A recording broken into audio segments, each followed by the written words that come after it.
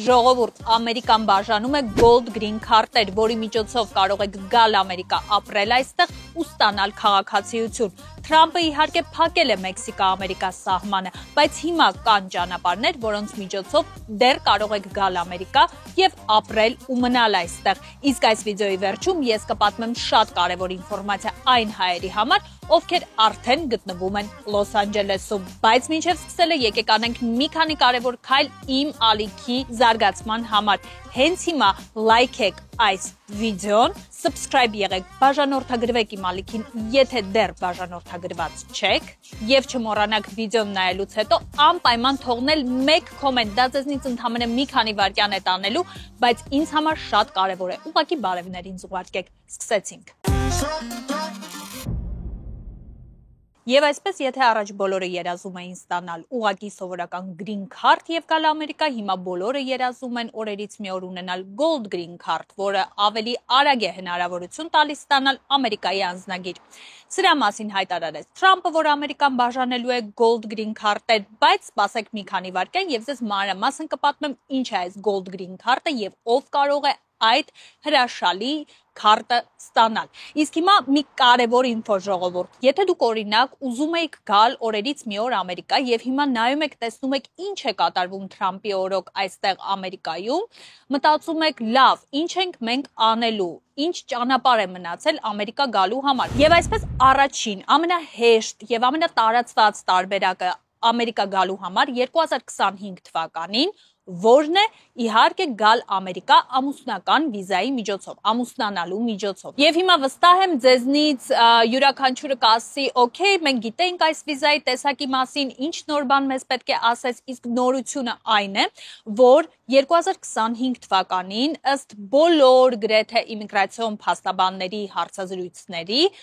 բավական խիստ են նայվում ամուսնական քեյսերը։ Սա ի նկատի ունեցեք ժողովուրդ, քանի որ Թրամփը եւ Թրամփի ադմինիստրացիան բավական խիստ են տրամադրված առհասարակ էմիգրացիայի նկատմամբ, այս հարցազրույցները եւ այս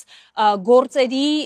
զննումը բավականին խիստ է լինելու, այսպես ասած խոշորացույցի տակ է անցնելու։ Լավ էլ ոնց կարելի է 2025 թվականին գալ Ամերիկա։ Կարելի է գալ աշխատանքի միջոցով եւ հիմա ես ձեզ կպատմեմ 3 հիմնական ճանապարհների մասին ու կասեմ, թե այդ ճանապարհների հետ կապված ինչ փոփոխություններ են եղել հիմա 2025 թվականին Թրամփի օրոք, այսինքն եթե նույնիսկ դուք լսել եք այս վիզաների տեսակների մասին, ուշադիր նայեք, որովհետև նորություններ եմ ձեզ ասելու։ Առաջին տեսակը EB1 վիզան է, այսինքն դա, այսպես ասած, ժողովրդի մեջ տարածված տերմինով extraordinary վիզան է, որը տրվում է այն մասնագետներին, ովքեր իրենց երկրում, իրենց մասնագիտական ոլորտում բավականին լուրջ հաջողությունների են հասել եւ համարվում են առաջատար մասնագետ։ Տրամաբանությունը այն է, որ դուք ձեր երկրում հասել եք արդեն որոշակի բարձունքի մասնագիտական եւ հիմա դիմում եք Ամերիկայի Միացյալ Նահանգներին, որպեսզի Ամերիկան ձեզ տա հնարավորություն արդեն շարունակել գործունեությունը այստեղ այս երկրում, որովհետեւ դուք առաջատար եւ extraordinary մասնագետ եք։ Հիմա մի քանի կարևոր փոփոխություններ կան 2025 թվականին վիզայի այս տեսակի հետ կապված ըստ մասնագետների, ըստ էմիգրացիոն շատ փաստաբանների։ Առաջին նորությունը ուրախացնող է, որովհետև ասում են, որ հիմա շատ ավելի շատ քանակի մասնագիտություններ ունեցող մարդիկ կարող են փորձել դիմել եւ ստանալ extraordinary visa, EB1 visa։ Այսինքն, եթե ժամանակին օրինակ պարզ էր, որ, չգիտեմ, պետք է լինես օրինակ դերասան, հա, որպեսզի կարողանաս դիմել extraordinary visa-ի համար, կամ պետք է լինես կոնկրետ մասնագիտության տեր մարդ, ապա հիմա նոր ժամանակների մասնագիտությունները եւս ներառվել են այս ցանկում։ Նայում էի մի էմիգրացիոն փաստաբանի հարցազրույց, որը պատմում էր մերսողի մասին, այսինքն պատմում էր մի մասնագետի մասին, ով մերսող է, տարիներ շարունակ իր երկրում աշխատել է որպես մերսող, պրոֆեսիոնալ բարձր գիտելիքներ է ցուցաբերել եւ հիմա արդեն նա փորձել է դիմել է որպեսզի ստանա EB1 վիզա որպես extraordinary մասնագետ, այսինքն որպես մասնագետ, ով մերսման ոլորտում իր երկրում հասել է բարձունքների եւ առաջատար տեղ է գրավում։ Ու այս փաստաբանը պատմում էր, որ օրինակ այս մասնագետի համար նրանք կարողացել էին ստանալ EB1 վիզա։ Բայց այստեղ կարևոր է, որպեսզի դուք ճիշտ իրավաբան ընտրեք, որովհետեւ միայն ճիշտ իրավաբանը կարող է հասկանալ, թե ձեր ունեցած մասնագիտությունը եւ ձեր ունեցած մասնագիտական ձեռքբերումները ինչպես կարող է ճիշտ ներկայացնի, որպեսզի դուք շանսեր ունենաք EB1 վիզա ստանալու համար։ Մյուս նորությունը, որը մի քիչ ավելի այսպես զգաստացնող է, այն է, որ եթե ժամանակին օրինակ էմիգրացիոն փաստաբանները ասում էին, որ EB1 վիզայի համար դիմելիս բավական է համապատասխանել գոնե 10 պահանջվող կետերից 3 կետի,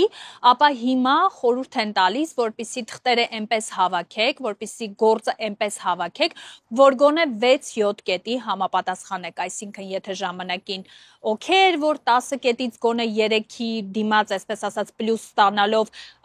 շանս կար, որ կստանաք EB1 վիզա, ապա հիմա գոնե 6-7 կետի առաջ պետք է պլյուս ստանալ կամ գոնե 3 կետի առաջ այսպես հաստ պլյուս ստանալ եւ մի քանիսի դիմացել այսպես թեթև պլյուսիկներ ունենալ, որպեսզի շանսերդ մեծանան։ Հաջորդ տարբերակը աշխատանքի միջոցով Ամերիկա գալու 2025 թվականին EB2 վիզան է։ EB2 վիզան դա աշխատանքային վիզա է, որը որ ենթադրում է, որ դուք ինչ-որ բիզնես եք նախատեսում բացել այստեղ Ամերիկայի Միացյալ Նահանգներում եւ այդ բիզնեսը կարող եք ցույց տալ, որ օգուտ է տալու նաեւ Ամերիկային։ Սրա հետ կապված փաստաբանները, իրավաբանները ինչ խորհուրդ են տալիս, ինչ կարելի է անել եւ ինչին պետք է ուշադրություն դարձնել հիմա Թրամփի օրոք։ Նախ եւ առաջ ասում են, որ եթե օրինակ ժամանակին այդքան էլ ուշադրություն չէին դարձնում նրա վրա, թե որքանով է քո մասնագիտությունը համապատասխանում այն բիզնեսի ոլորտին, որը որ դու առաջարկում ես բացել Ամերիկայում, ապա հիմա մի փոքր ավելի մեծացրել են ուշադրությունը սրա նկատմամբ, այսինքն հիմա կարևորություն տալիս են նրան, թե ինչքանով դու ունես մասնագիտական կրթություն այն բիզնեսի ոլորտում, որը որ առաջարկում ես բացել Ամերիկայում։ Այսինքն, եթե օրինակ դու մասնագիտությամբ պատմաբան ես, բայց որոշել ես Ամերիկայում բացել, չգիտեմ, ռեստորանային բիզնես, ապա այս դեպքում գուցե հիմա ավելի շատ ուշադրություն դարձնեն, որ դու ռեստորանային բիզնեսի, մենեջմենտի կամ կառավարման կամ առևտրի ոլորտում որևէ մասնագիտական կրթություն չունես, այլ քո կրթությունը պատմաբանի կրթություն է, հա։ Ժամանակին ասում են, որ այս նյուանսների վրա այդքան էլ ուշադրություն չէր դարձվում եւ երկրորդը ինչ են խորհուրդ տալիս, այն է, որ անպայման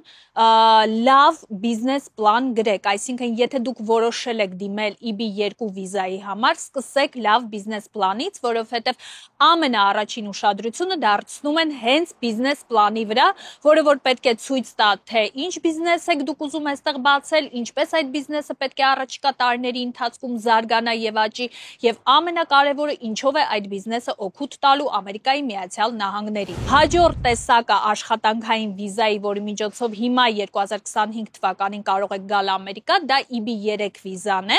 EB3 վիզան էլ դա աշխատանքային վիզայի այն տեսակն է, երբ որ դուք ունեք այստեղ գործատու, որը ձեզ հրավիրում է աշխատանքի, կարճ ասած։ Հիմնականում այս վիզայի տեսակին շատ են դիմում այն մարդիկ, ովքեր հատկապես ուսանողական վիզայով են գալիս Ամերիկա, հա, այսինքն գալիս են ի սկզբանե ուսանողական վիզայով, հետո հենց տեղում գտնում են գործատու, որը նրանց աշխատանք է առաջարկում եւ այդ աշխատանքի առաջարկի հիման վրա էլ ստեղծվում է այդ EB3 վիզայի տեսակը։ Բայց 2025 թվականի համար մասնագետները խորհուրդ են տալիս, որ հատկապես ուշադրություն դարձնեք նրա վրա, թե ինչքանով եք դուք ցույց տվել ձեր գործատուի վճարողունակությունը, այսինքն ըստ մասնագետների հիմա էմիգրացիոն ծառայությունը շատ մեծ ուշադրություն է դարձնում, թե որքանով այդ գործատուն, որը ձեզ հրավիրում է աշխատանքի, կարող է ձեզ աշխատավարձ վճարել եւ հոգալ ձեր կարիքները որպես իր աշխատող։ Այսինքն, եթե ժամանակին օրինակ, հա, այդքան կարող եք գուցե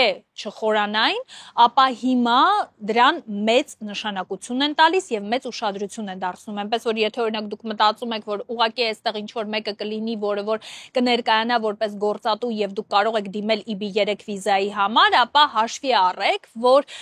այդ գործատուն պետք է իր բոլոր վճարած հարկերի, իր եկամուտների միջոցով ցույց տա, որ ինքը ի վիճակի է ձեզ աշխատավարձ վճարել եւ ի վիճակի է հոգալ ձեր կարիքները որպես իր աշխատող։ Իհարկե մյուս տարբերակը, որը դեռևս ակտուալ է գրին քարտի խաղարկությունն է, հիշեցնեմ, որ մայիս ամսին արդեն պարզ կդառնա, թե այս տարվա խաղարկության հաղթողները ովքեր են, անպայման հետևեք իմ ալիքին, որովհետև ես ձեզ էլի մանրամասն պատմելու եմ, ոնց պետք է ստուգեք մայիս ամսվա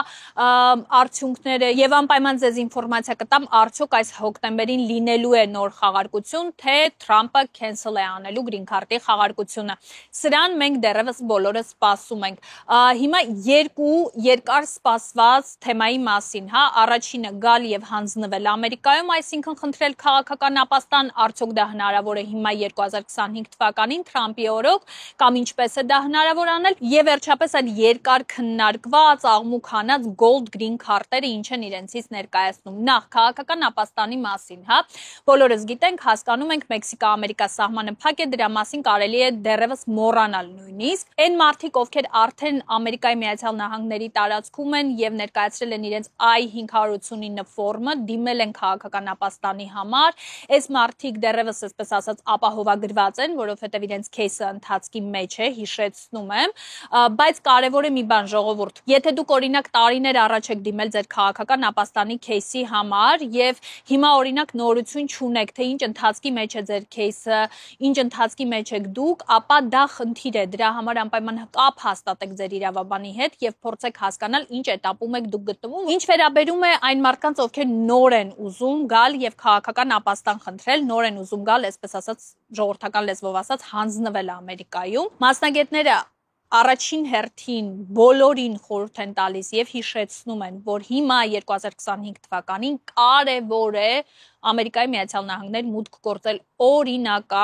օրինական վիզայի միջոցով։ Կապ չունի դա կլինի տուրիստական վիզա, դա կլինի ուսանողական վիզա,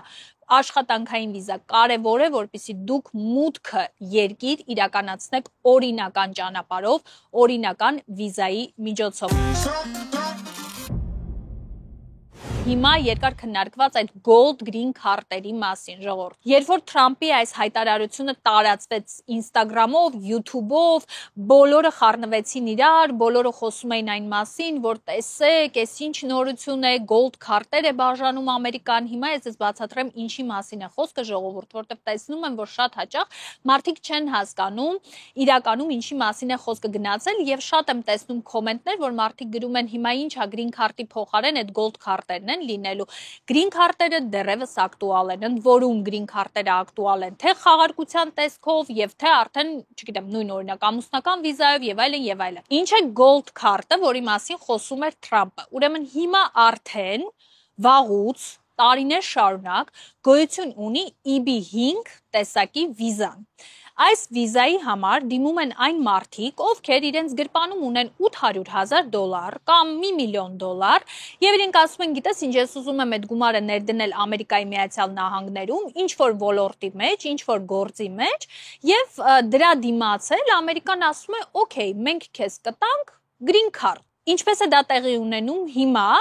եթե կան Ամերիկայի կողմից առանձնացված կոնկրետ ոլորտներ, որոնք երկիրը ուզում է զարգացնել։ Եթե դու այդ ոլորտների մեջ ես ուզում ներդրում անես, անում ես $800,000 ներդրում։ Իսկ եթե մարդը չի ուզում այդ ոլորտներում անել ներդրում, մի ուրիշ ոլորտում է ուզում ներդրում անել, ապա ներդրման չափը բարձրանում է եւ դառնում է $1 միլիոն։ Բայց այս դեպքում մարդը նաև պարտավորված է լինում, որ բացի այս գումարային ներդրումից պետք է նաև 10 աշխատատեղ բացի Ամերիկայում։ Հիմա gold քարտերը սրա նման մի բան են լինելու, պարզապես որոշակի տարբերությամբ։ Gold քարտի դեպքում մարդը անում է ներդրում արդեն ոչ թե 800,000-ի եւ 1 միլիոնի, այլ միանգամից 5 միլիոնի։ Հիմա ձեր մոտ հարց կառաջանա, լավ, որ մի խելամիտ մարդու 800,000-ը կամ 1 միլիոնը թողած 5 միլիոն է անելու, բայց այստեղ կա շատ կարևոր տարբերություն։ Նախ, Gold Card-ի դեպքում մարդը արդեն պարտավորված չի լինում եւս 10 աշխատատեղ էլ բացել Ամերիկայում, դա մեկ, այսինքն եւս 10 աշխատող պահել տարիներ շարունակ, եւ երկրորդ, Gold Card-ի դեպքում շատ ավելի արագ է լինում քաղաքացիության դիմելու process-ը, այսինքն այս բոնուսները ունի ու դրա համար էլ 5 միլիոն է, ոչ թե 800,000 կամ 1 միլիոն։ Հետևաբար բոլորը շունչ ենք քաշում, հասկանում ենք, որ սա մեզ համար չէ, սա այն մարդկանց համար է, ովքեր իրենց գրպանում ունեն այդ 5 միլիոն դոլարը, այնպես որ հասկացանք, որ green card-ը մի բան է, gold card-ը մի բան է, հանգիստ թողնենք երկուսն էլ։ Հիմա խոստացածս կարևոր ինֆոն այն մարդկանց համար, ովքեր ապրում են արդեն այստեղ Ամերիկայում։ Ուրեմն նկատեցի մի կարևոր ինֆորմացիա, որ առաջիկայում շատ հնարավոր է այն մարդկանց դեպքում, ովքեր որ նոր պետք է անցնեն հարցազրույց եւ ստանան green card, խնդիր դառնա